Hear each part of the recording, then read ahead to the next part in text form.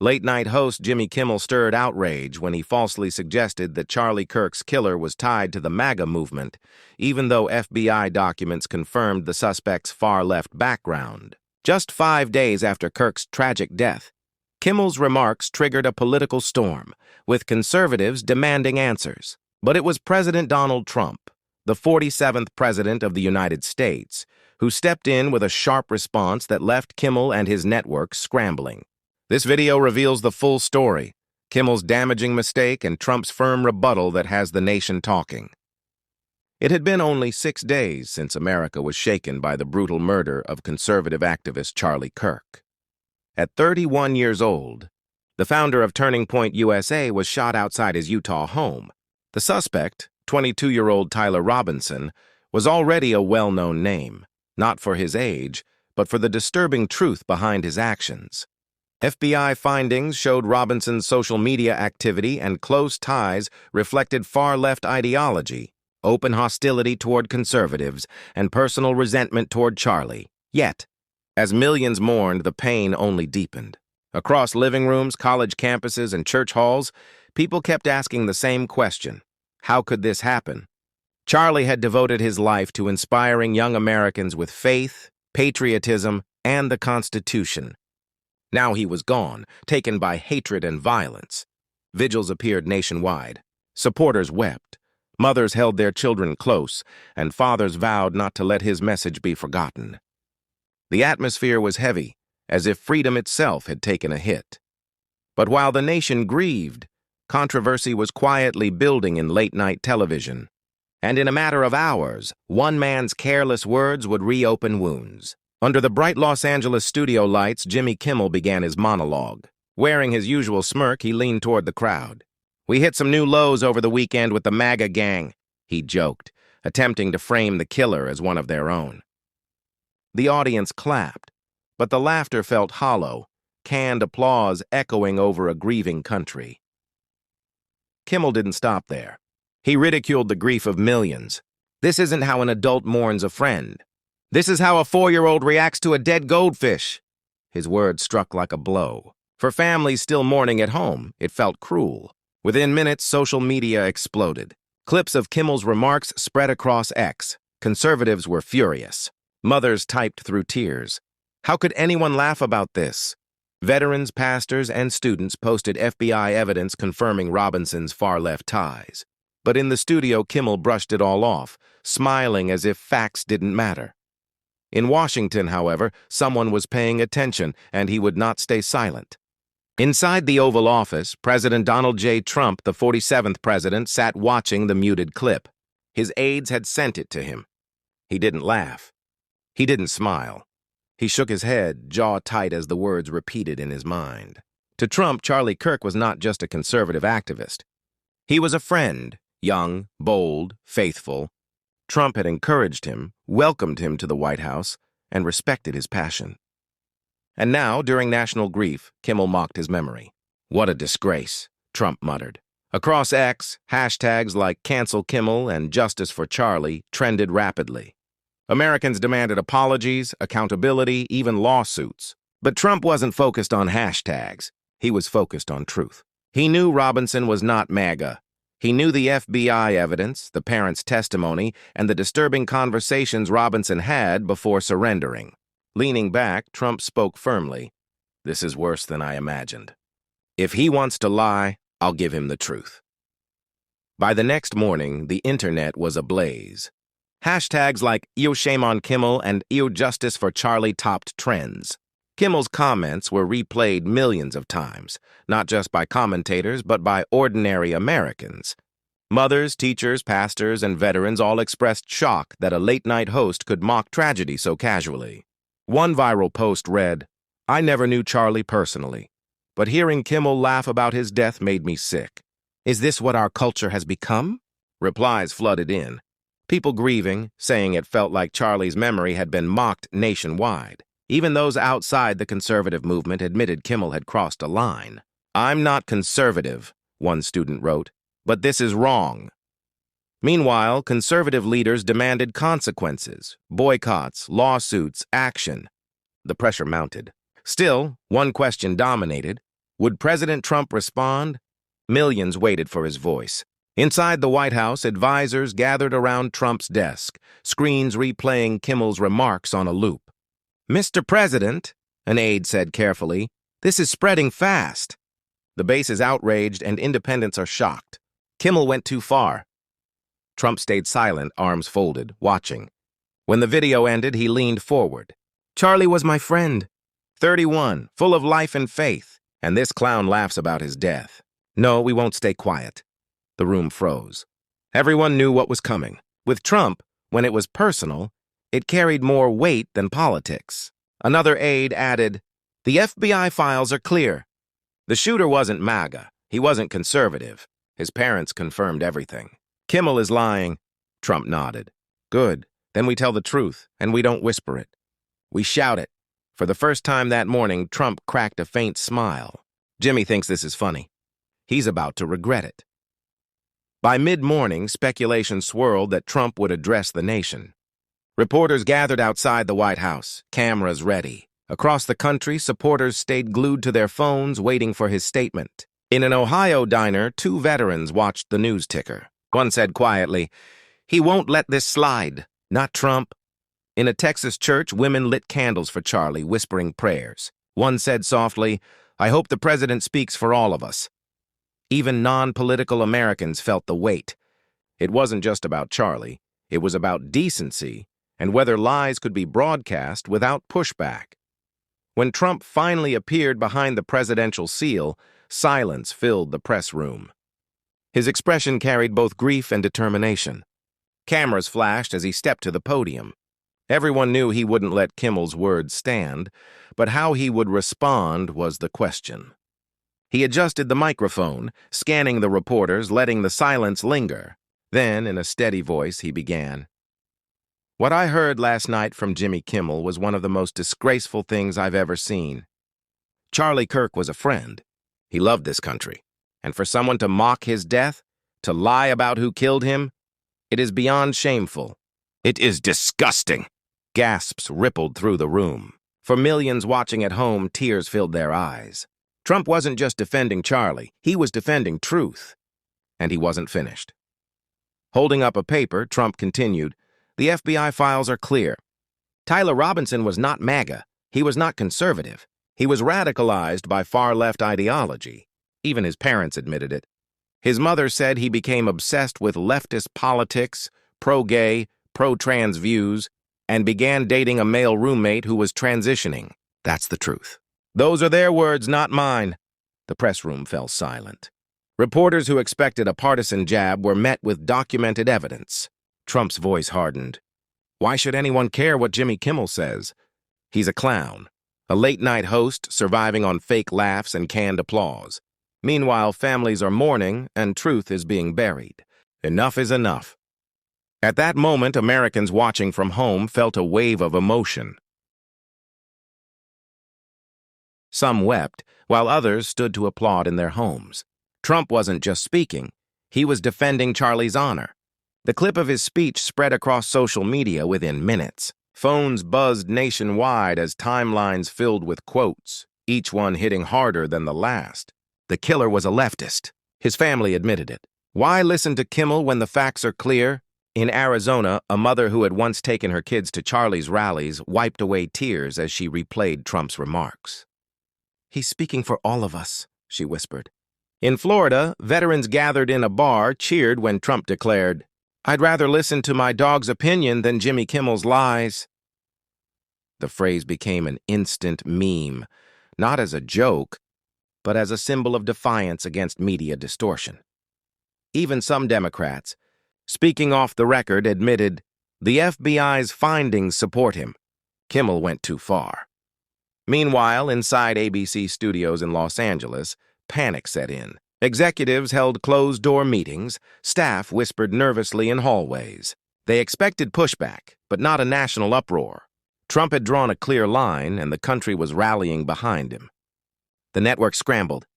His speech was being replayed on every major outlet. Even those usually critical of him had to air clips because the public demanded it. His words cut through the noise. The killer was a leftist. His family confirmed it. Why listen to Jimmy Kimmel when the evidence is right here? ABC producers huddled, debating how to respond. Some worried about lawsuits, others about advertisers backing out. Kimmel's own staff felt the pressure closing in. Meanwhile, Trump's remarks dominated social media trends. Hashtags like Dr. Trump was right and Cancel Kimmel soared. Memes flooded feeds, one showing Trump's line, "I'd rather listen to my dog's opinion," stamped over Kimmel's photo. Yet beneath the humor, grief lingered. Families mourning Charlie Kirk felt both vindicated and heartbroken. They replayed Trump's words through tears. For them, it wasn't politics, it was justice for someone they loved. The real question now was whether ABC would stand by Kimmel or fold under pressure.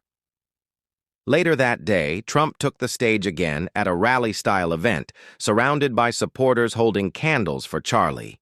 The energy was both electric and mournful.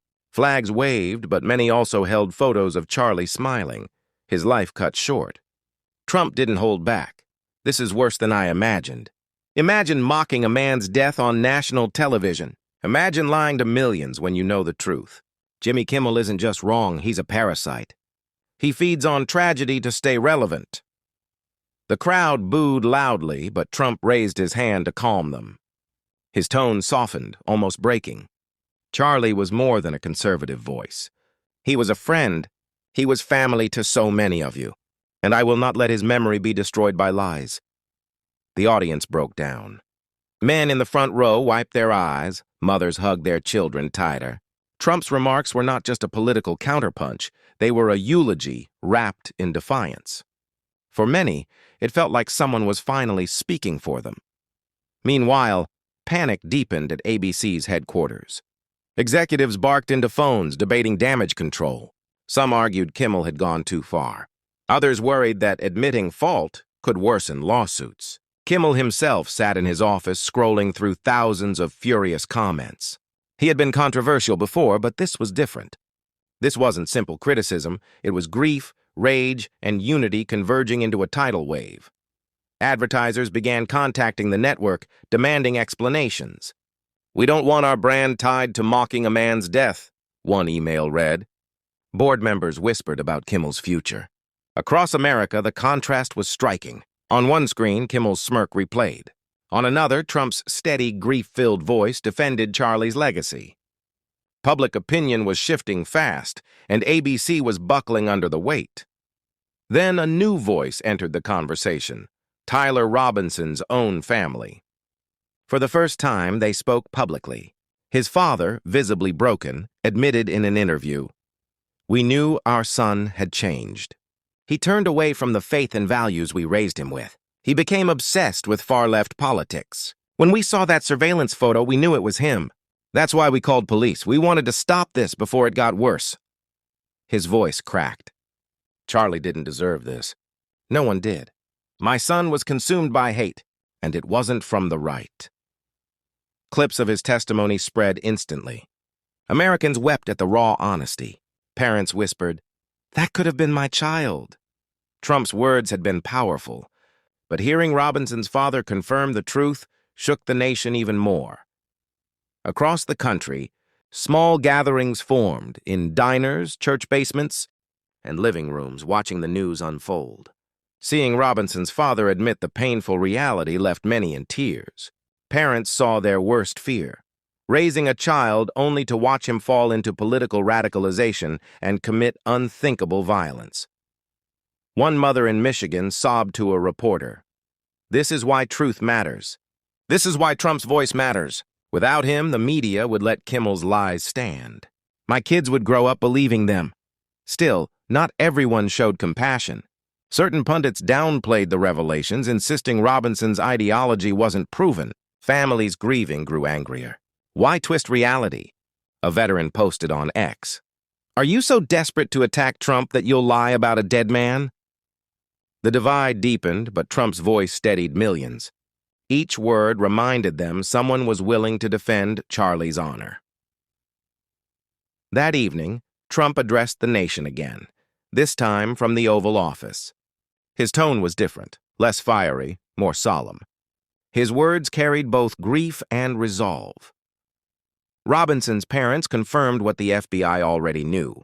He was radicalized by far-left hate. That is fact. And yet Jimmy Kimmel looked into the camera and told America the opposite. That isn't comedy. That's defamation. That's wrong. His voice sharpened. This is not about me. It's not even about Kimmel. It's about Charlie Kirk, a good man who dedicated his life to this country's young people. His memory will not be for sale. His legacy will not be mocked. Millions of Americans watching felt their chests tighten. Trump wasn't rehearsed, he was raw, speaking not as a politician, but as someone grieving a friend. Even those who weren't Trump supporters admitted quietly, at least he's telling the truth. The pressure on Kimmel and ABC became unbearable. At network headquarters, the mood turned grim. Major advertisers began pulling commercials from Kimmel's show. One sponsor's leaked email read, "We cannot be associated with mocking the death of an American citizen." It went viral. Conservatives cheered, independents nodded. "This isn't politics," one father posted. "This is basic decency. You don't laugh at a man's death." Behind closed doors, Kimmel's producers panicked. "This isn't just a PR problem," one admitted. "This could sink us." Meanwhile, Trump's words replayed everywhere. His line, "Why would anyone care what Jimmy Kimmel says? I'd rather listen to my dog's opinion," became the quote of the day. But it wasn't just humorous, it was cathartic. Families mourning Charlie felt defended. As financial pressure mounted on ABC, emotional pressure spread across the nation. That night, thousands gathered in Arizona for a candlelight vigil. The air was thick with sorrow and unity. Mothers held children. Students Charlie had inspired stood silently, candles flickering. On a large screen, Trump's defense of Charlie played softly. Each word felt like a prayer.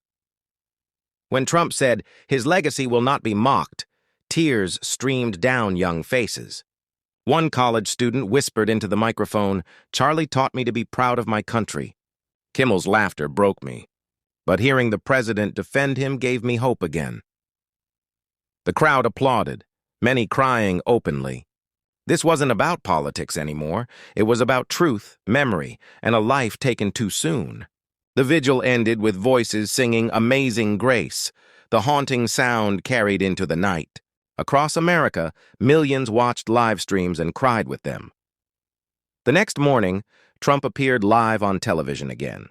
This time without notes, speaking straight from the heart. His voice cracked as he looked into the camera. Charlie was 31, young, strong, full of energy. He wanted to build a better America for the next generation. And now, because of hate and lies, he's gone. He paused, visibly moved. "I've lost many friends in politics, but losing Charlie feels like losing a son. To every young American watching, don't let the media twist his memory. Don't let Jimmy Kimmel's lies erase who he really was."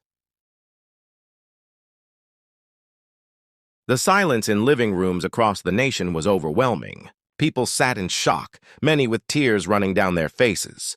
Even those unfamiliar with Charlie's work felt the depth of Trump's grief. Then came the line that struck a chord everywhere. Charlie's voice may be silenced, but his truth will live on through all of us, and I will fight to protect it. For many, it was the most emotional moment of Trump's presidency. Inside ABC's boardroom, the pressure was unbearable. Executives spoke in frantic but hushed tones. "Advertisers are dropping out by the hour," one senior producer admitted. "Viewers are furious. We're bleeding credibility." Another snapped back. "If we retreat now, we admit guilt. Do you understand the lawsuits this could unleash? Trump's lawyers will crush us." Yet whispers kept growing louder. Kimmel himself was becoming a liability. Staff avoided his gaze in hallways, while rumors spread that leadership was already drafting backup plans. Meanwhile, social media only fueled the storm. Clips of Trump exposing Robinson's far-left ties spread rapidly. Even Robinson's mother's interview with local news was trending. Each detail dismantled Kimmel's narrative. The contrast was striking, Trump's compassion and clarity against Kimmel's mocking grin. The public was choosing sides, and it wasn't even close. As the uproar grew, everyday Americans began speaking out. A young man in Utah, once a regular at Charlie Kirk's campus events, posted a tearful video. Charlie told me never to be ashamed of my faith. Then Kimmel mocked his death. That broke me. But President Trump stood up for Charlie when no one else would. The video went viral overnight, drawing millions of views. Others followed. A veteran holding his flag, a mother at her kitchen table, college students choking back tears. Their stories weren't rehearsed. They were raw, painful, and real. One woman whispered to the camera, "I didn't always agree with Charlie, but mocking his murder, that's not America. Thank you, President Trump, for reminding us of truth." The videos spread like wildfire, drowning out ABC's silence. The emotional tide couldn't be stopped. For every insult Kimmel had thrown, thousands of voices rose in unity, grieving, angry, but also grateful. By the next morning, Trump was back at the podium, sharper than ever. His tone mixed emotion with precision. "This is 100 times worse than I ever imagined. Jimmy Kimmel is spreading lies. Lies so blatant, even radicals like AOC or Bernie wouldn't dare repeat them. And he does it with a smirk, mocking grief, mocking death. It's shameful." He leaned closer to the microphone, his voice dropping. The killer was a leftist. He wasn't MAGA, he wasn't conservative. His own family admitted it. That's the truth. So why cover for him? Why slander millions of decent Americans? The crowd erupted in applause, but Trump raised his hand, calming them. "This isn't just about Kimmel. It's about a corrupt media addicted to lies. And I promise you this, I will keep exposing every single one of them." For those watching at home, it no longer felt like politics. It was about justice, grief, and a president fighting for a friend. Across countless living rooms, tears fell as families whispered, "Charlie will not be forgotten." Inside ABC's newsroom, the panic deepened. Staff whispered in corridors, phones rang non-stop with angry calls, and executives argued late into the night. The damage was obvious. Ratings falling, advertisers fleeing, credibility slipping. Meanwhile, clips of Trump's speeches dominated headlines. His words, Charlie's voice may be silenced, but his truth will live on, played again and again, side by side with Kimmel's cruel jokes. The contrast was damning. Even rival late-night hosts hesitated to defend Kimmel. Some remained silent, others cracked nervous jokes, but none dared mention Charlie's name. They knew the backlash was too strong. One ABC producer quietly told a colleague, "This could end careers, not just Kimmel's." The network had hit its breaking point. The only question was when they would act. Across the country, citizens organized vigils and marches. In Phoenix, young conservatives held signs reading, "Justice for Charlie, truth over lies." In Ohio, church bells rang in Charlie's honor as families lit candles outside courthouses. One image went viral. A boy, no older than 8, holding a handwritten sign, "Charlie taught my mom to be brave." His mother stood beside him, silently crying. These weren't riots. They were solemn, united gatherings. People prayed, sang hymns, and carried flags. The grief was visible, but so was the determination. Trump shared the viral photo on Truth Social with a simple caption. "Charlie's legacy lives on in the hearts of America's children. We will never forget." It resonated across the nation. Families wept, reposted the image, and whispered, "This is bigger than politics. This is about truth." That evening, Trump appeared on camera again, this time fiery in sharp contrast to his earlier grief. "This is 100 times worse than I could have expected," he thundered. "Jimmy Kimmel is spreading lies so shameless I wouldn't even expect them from AOC or Bernie. And he does it while mocking a grieving nation. That's not comedy. It's corruption." The audience roared, but Trump pressed on. The killer was a leftist, in a same-sex relationship, and his own family admitted it. The FBI confirmed it. Yet Kimmel goes on TV and blames MAGA. Why? Because they hate the truth. Leaning closer, his voice lowered. "One day this country will learn not to listen to parasites who survive by peddling nonsense for ratings. They have fake laughs, fake applause, but no soul." The words cut deep. Millions watching felt chills. Trump wasn't just targeting Kimmel, he was ripping into the media structure that protected him. Across living rooms, tears returned. People whispered, "He's not just fighting for Charlie, he's fighting for all of us." By now, the backlash had reached Kimmel's doorstep. Outside ABC's Los Angeles studio, protesters gathered with signs reading, "Shame on Kimmel and stop mocking the dead." Some prayed quietly, others demanded accountability, but all carried grief. Online, the storm was even worse. Kimmel's pages were flooded with angry comments. One stood out. "I lost my husband overseas. If anyone mocked his death the way you mocked Charlie's, I'd never forgive them. You've crossed a line." It was liked and shared thousands of times. Behind the cameras, Jimmy Kimmel grew uneasy. His trademark confidence was gone. Staff described him as short-tempered, snapping at interns and dodging questions from reporters. He had thrived on controversy in the past. But this time, the backlash wasn't playful. It was genuine, nationwide outrage. Meanwhile, Trump's speeches kept replaying across every channel, cutting deeper each time. "Why care what Jimmy Kimmel says?" Trump asked in one clip.